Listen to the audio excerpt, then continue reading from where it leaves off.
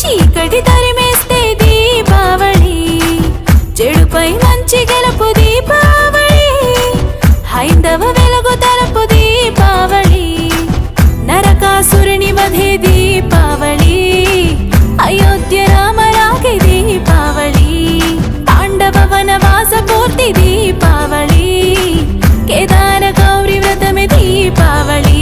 తప్పు చేస్తే ఎవరైనా శిక్ష తప్పదు ఏమైనా,